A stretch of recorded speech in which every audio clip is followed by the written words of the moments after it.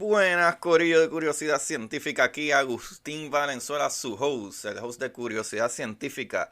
Recuerden seguirme en Curiosidad Científica Podcast para que se enteren de todas las maravillas del universo en Instagram. Vayan a Instagram y chequen Curiosidad Científica Podcast todos juntos. También les quiero dejar saber que yo soy parte de la red de podcast de Puerto Rico, de PR Sin Filtro. ¿Y quiénes son PR Sin Filtro? Es la compañía que te puede ayudar con tu imagen digital, tu podcast, tu programa, tu intro, un montón de cosas ellos pueden hacer por ti. Ve y chequea PR Sin Filtro, lo cual mi panita Don Juan del Campo, vayan y chequénselo en todas las redes sociales, que él les puede dar la mano, ya que él trabaja mano a mano con PR Sin Filtro. Y no solo yo y Juan, también Juan del Campo tiene su propio podcast que está muy brutal, que se llama Café en Mano Podcast. Se lo pueden chequear en todas las plataformas. ¿Y saben quién más? Tenemos también a Ana Resto con su podcast de finanzas que te puede ayudar. Incluso puedes contactarte con ella para reparar tu crédito, muchas cositas financieras. Ana Resto y su podcast, El Pocket. Vayan, chequénselo. ¿Y qué más tenemos? Pues corillo, tenemos también a Jai con su podcast que se llama Mamacitas Down to Earth, lo cual ella habla de diferentes temas, ¿verdad? De mujeres, de cosas que le suceden y cositas así, que son bastante interesantes, actually. He aprendido un poquito ahí. Tú sabes que a mí me gusta aprender. So, corillo, vayan y chequense en la, ¿verdad? La red de podcast de prsinfiltro.com/podcast para que se lo disfruten. Ahora, vamos al capítulo. Como dice Marie Curie, en la vida no existe nada que temer, solo cosas que comprender.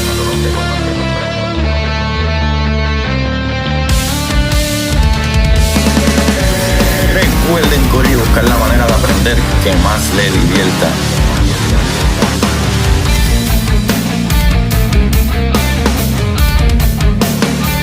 Neil deGrasse Tyson dice: nadie que es curioso es tonto. Las personas que no hacen preguntas permanecen ignorantes el resto de su vida. Y para ustedes, esto es Curiosidad Científica.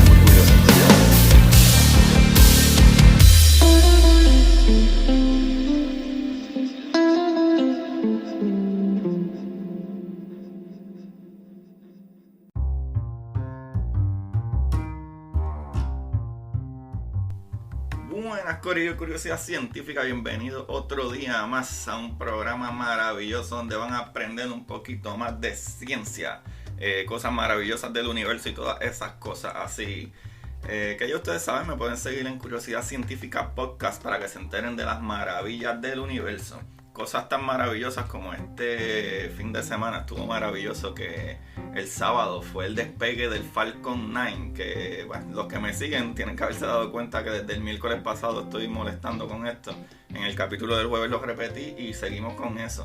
¿Qué es lo brutal con eso? Es que el último Space Shuttle, ¿verdad? De los Estados Unidos, la última misión fue hace unos 9, casi 10 años.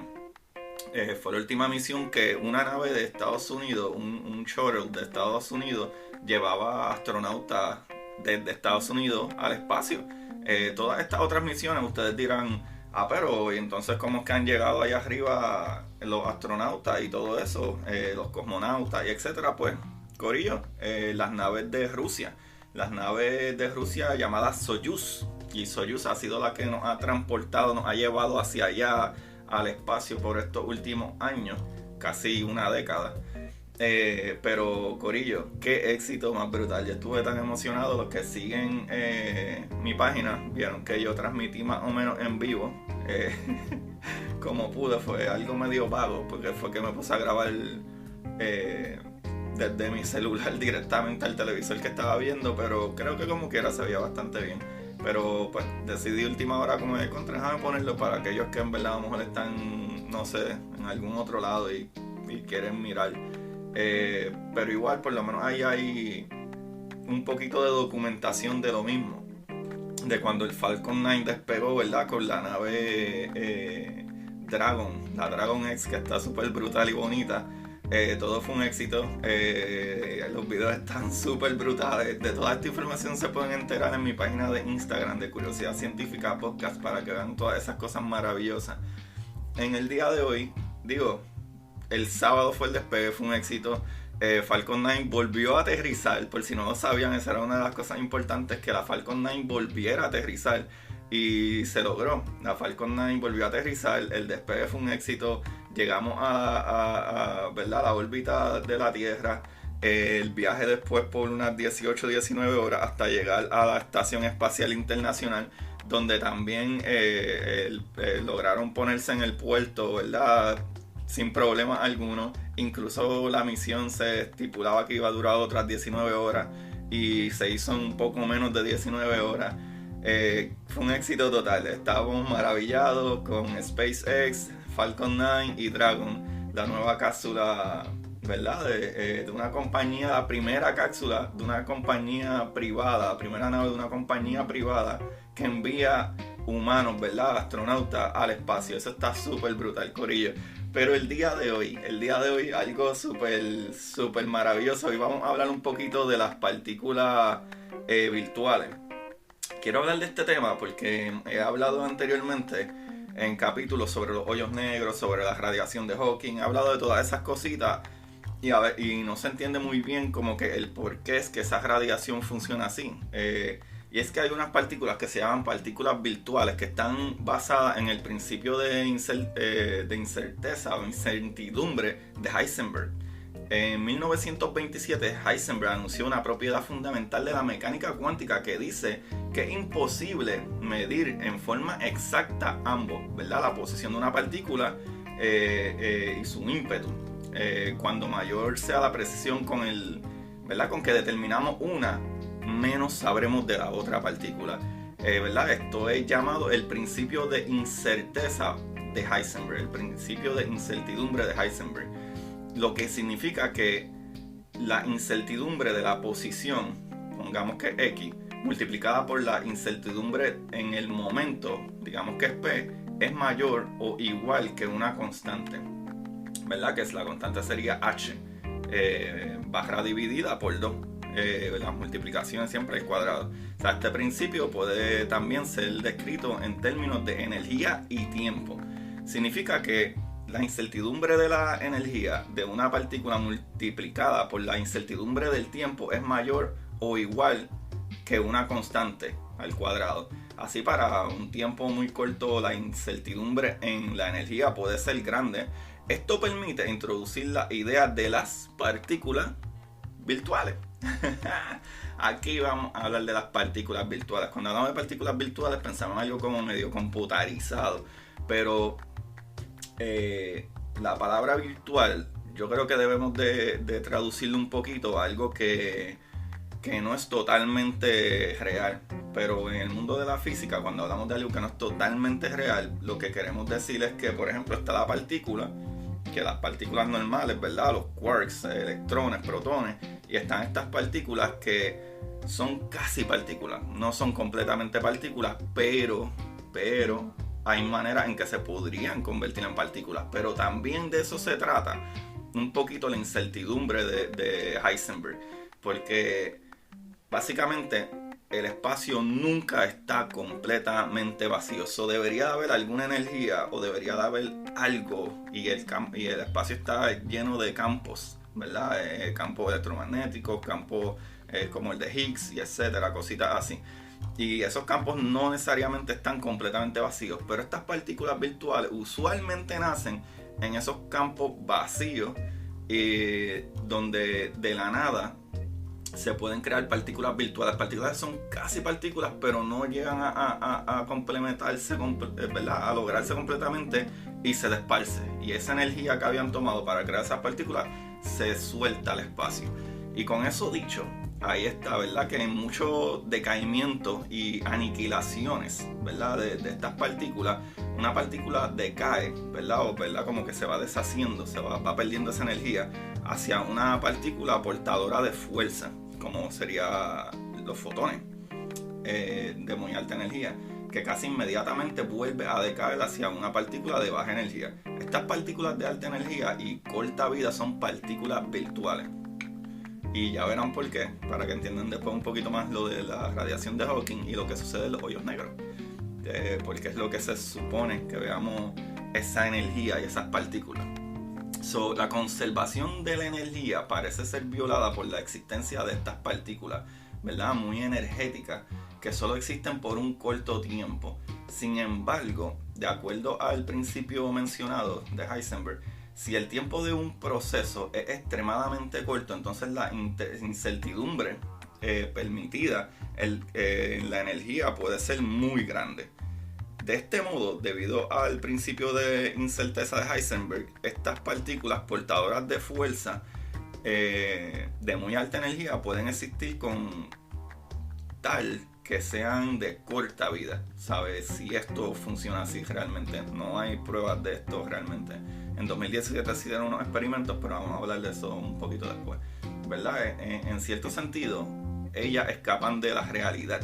¿Sabes? Como que por eso son virtuales.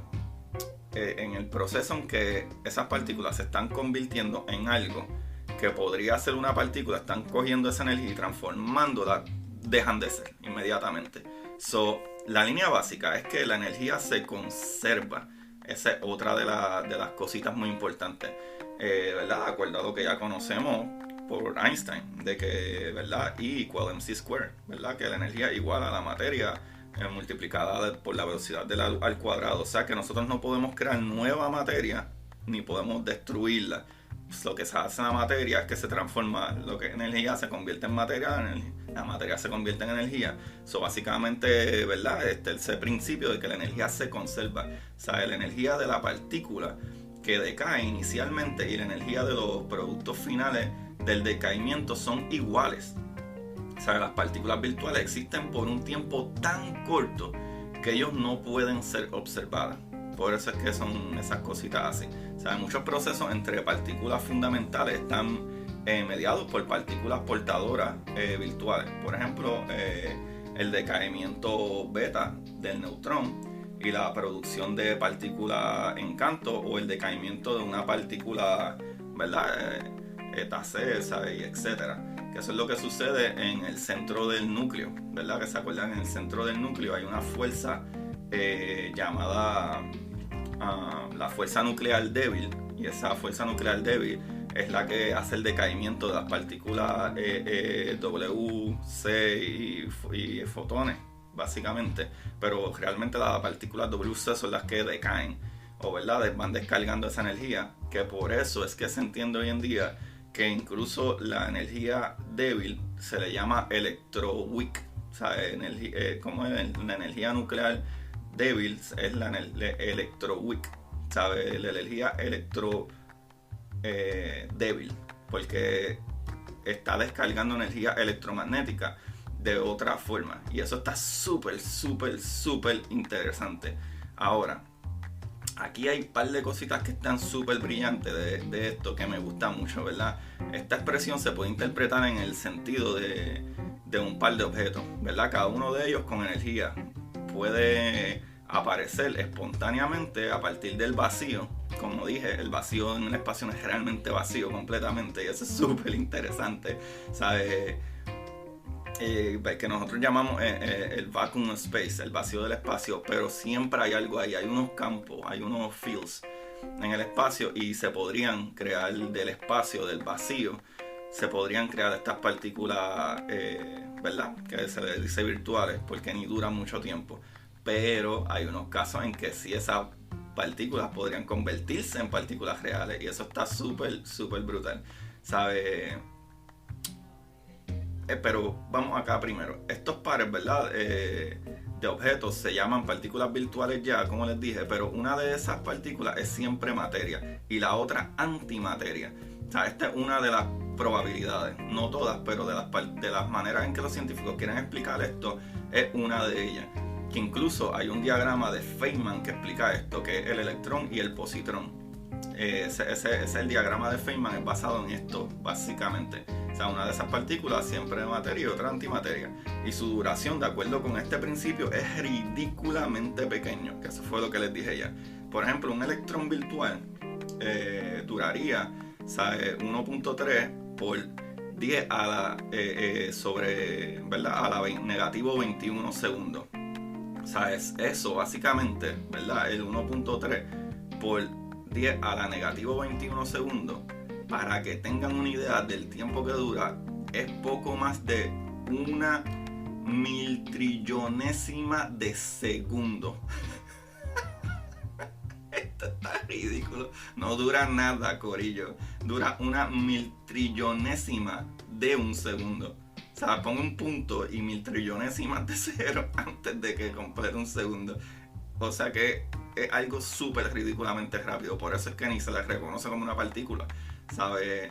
Cuando, bueno, para colmo, que esto yo lo he dicho antes también, ¿sabes? Cuanta más masa, ¿verdad? O energía, ya que sabemos que la materia o energía es lo mismo, tenga la partícula virtual, menos tiempo durará. Que a eso es lo que me refiero con que yo les he dicho esto antes. Anteriormente yo les he explicado que por alguna razón al universo no le gustan las cosas con demasiada masa, ¿sabes? O demasiada energía. ¿Se acuerdan que yo les he hablado de los muones, de los tau y todas esas cosas? Que un muón, un tau es como si fueran una versión del electrón, pero con más masa, más pesado, aparentemente pesado. Acuérdense que el peso es algo relativo de nuestra Tierra, pero se le podría mencionar así, una partícula más pesada. Por miles de veces, a pesar de que todas las cosas son similares, completamente similares, pues cuando esas partículas se crean, inmediatamente se destruyen, ¿verdad? Decaen y se convierten en otros electrones y unos neutrinos y etcétera, para, ¿verdad? Creando otras partículas. Usualmente todas estas partículas que son muy masivas no duran casi nada de tiempo. Eso no es solo en la cuestión de partículas virtuales, eso es en todas las partículas en el universo.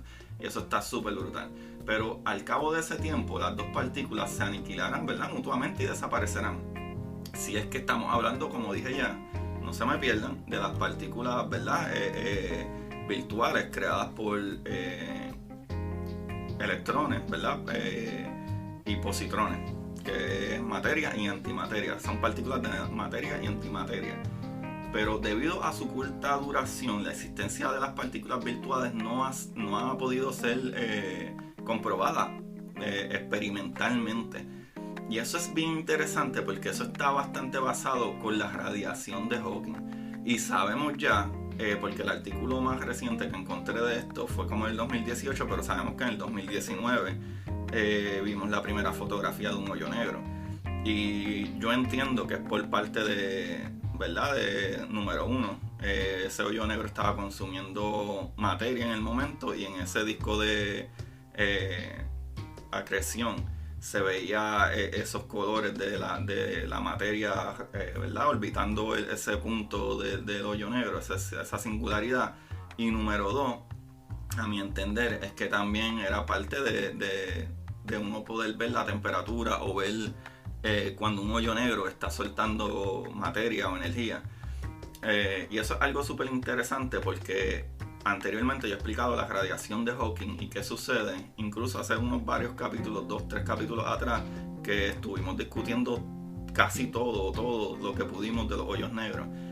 Y hablé de la radiación de Hawking. Aquí explico muy bien esto para que tengan una idea de lo que sucede. ¿Sabes? De acuerdo a la propuesta en 1974 por Stephen Hawking, si un par de partículas virtuales surge de forma espontánea, o sea, exactamente en el horizonte de sucesos de un hoyo negro, es posible que una de las dos partículas se dirija casualmente hacia el interior del agujero negro y la otra hacia afuera. Y esa es la que podemos ver.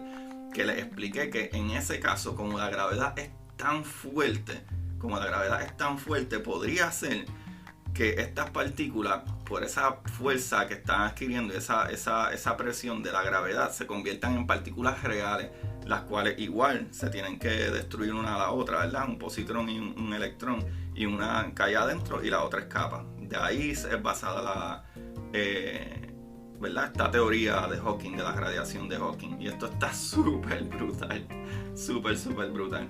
¿Sabes? En tal caso, ¿verdad? Que esto suceda, dos partículas ya no podrían aniquilarse mutuamente, con la que se queda fuera del hoyo negro, ¿verdad? Se convertiría automáticamente en una partícula real. Como el principio de la conservación de la energía entra entonces en vigor, para que se cumpla, es necesario que la masa del agujero negro disminuya en una cantidad igual a la masa de esa partícula. Eso Eso está brutal. Creo que esta información que les estoy trayendo está mucho más completa y mucho más acertada para que ustedes entiendan esta cuestión. Cada vez que yo hablo de la radiación de Hawking y hablo de cómo, ¿verdad?, las partículas pierden energía o decaen.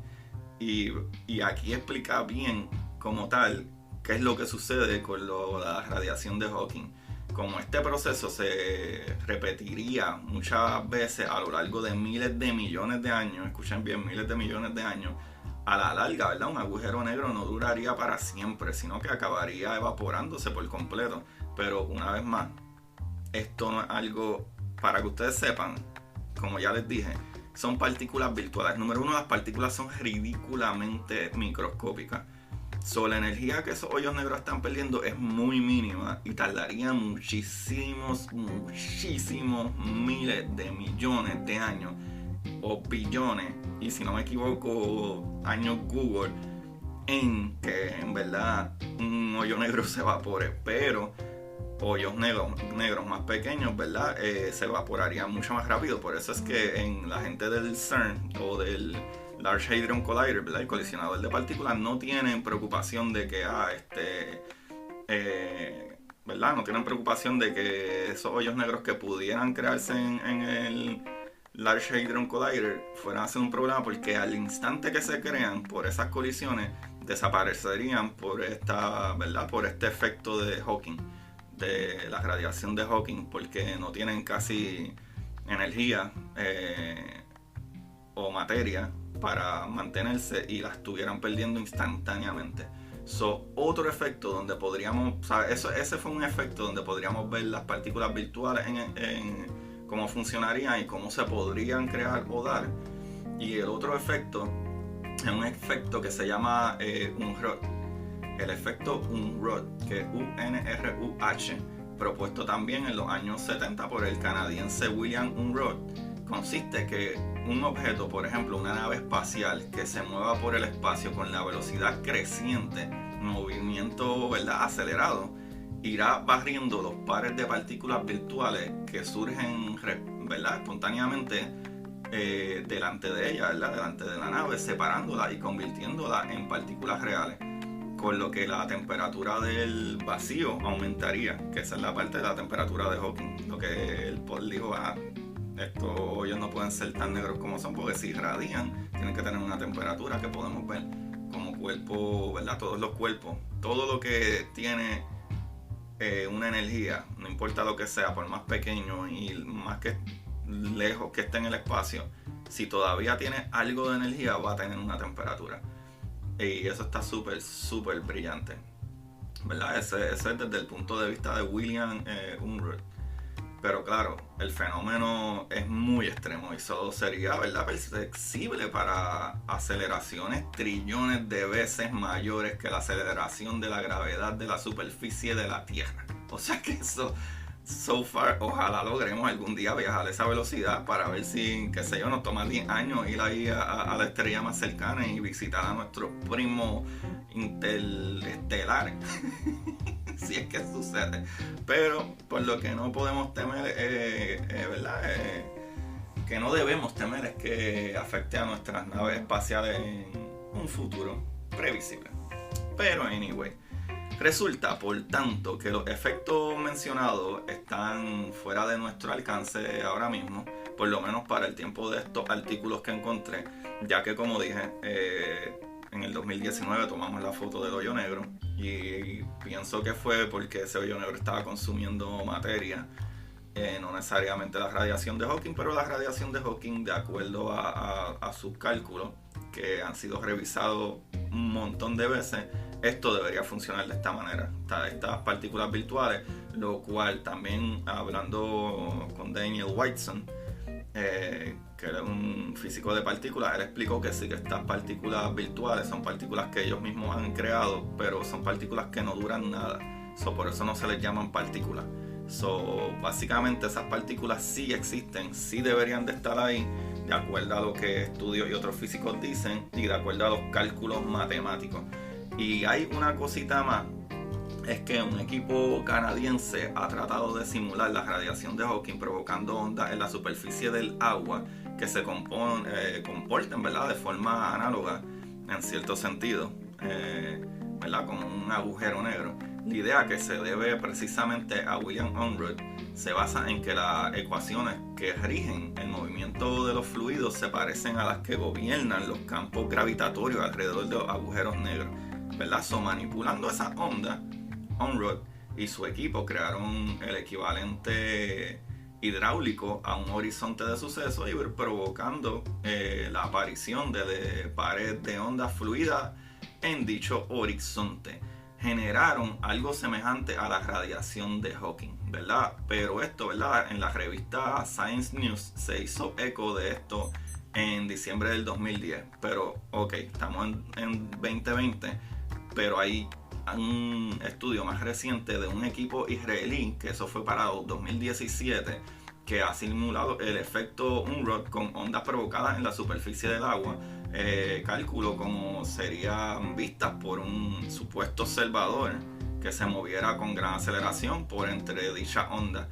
Pero lo del problema con este experimento es que este experimento ha sido igualmente comentado en la revista de Science News en septiembre del 2017, pero los críticos de estos experimentos dicen que las ondas en la superficie del agua no son lo mismo que los agujeros negros y los movimientos desmesuradamente acelerados, ¿verdad?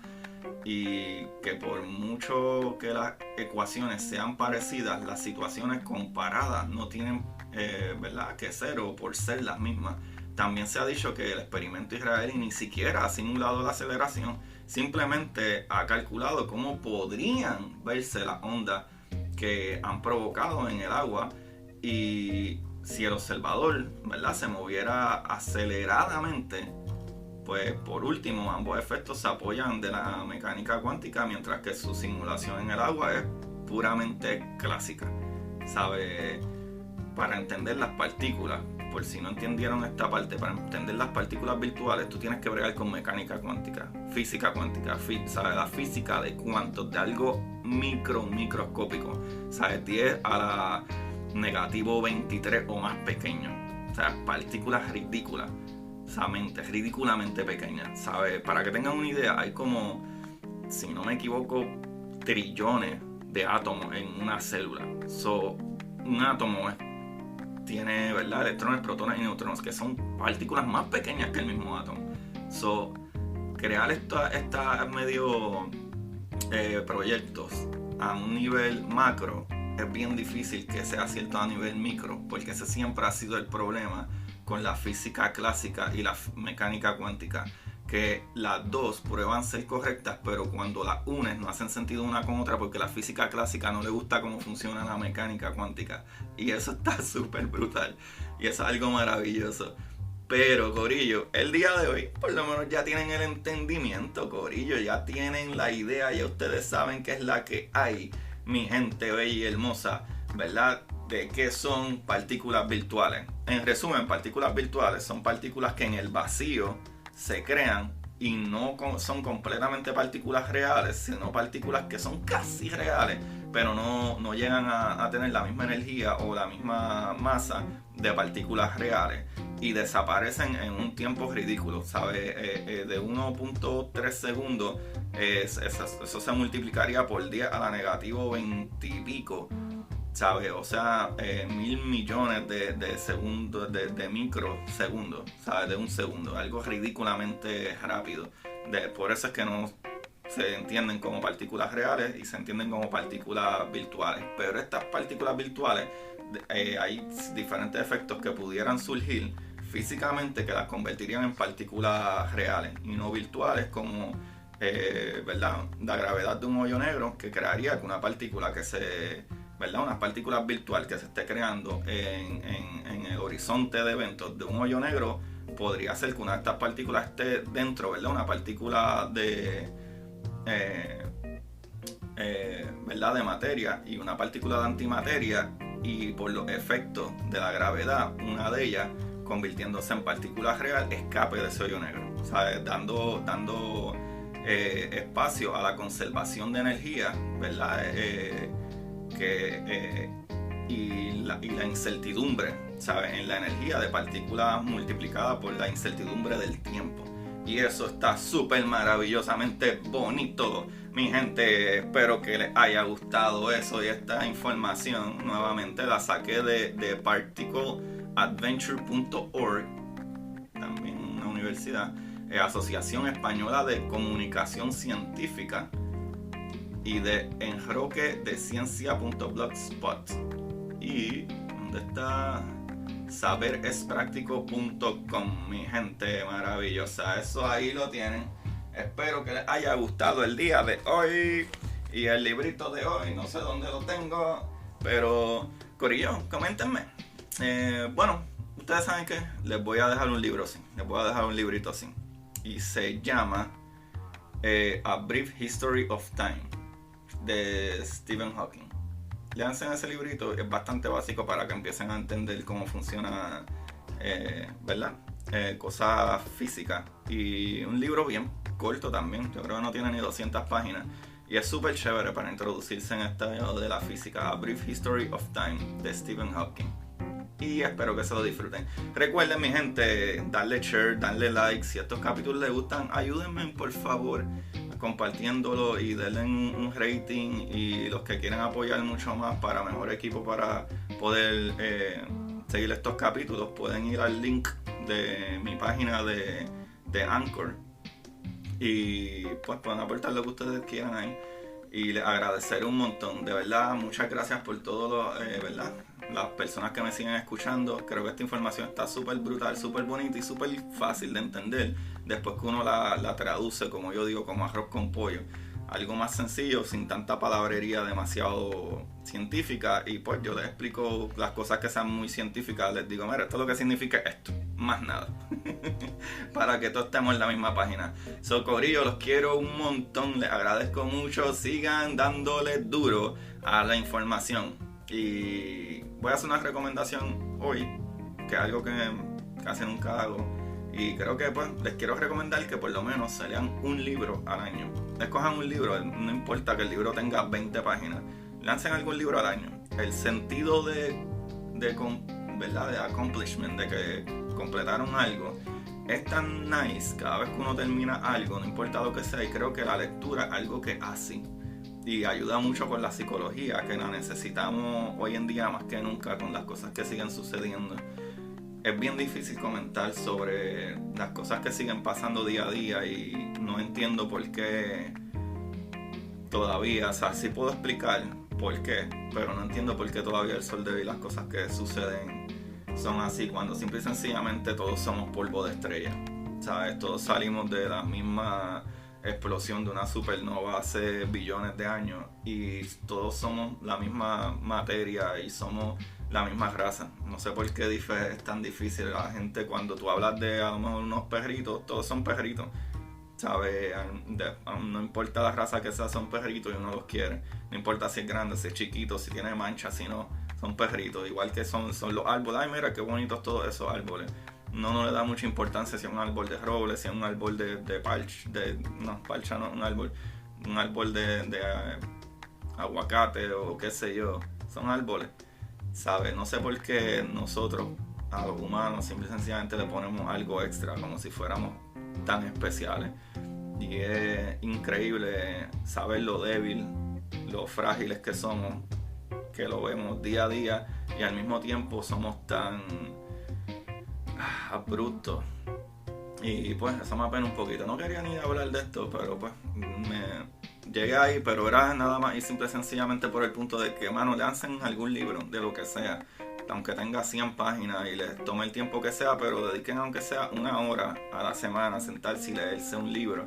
Y ese sentido de que completaron algo, un boost psicológico súper brutal, una carga súper buena para nosotros como individuos, completar algo, y psicológicamente eso ayuda mucho.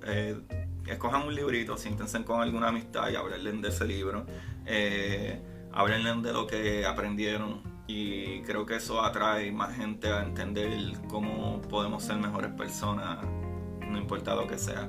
Se les quiere mucho, corillo, y busquen la manera de aprender que más les divierta. Bye bye.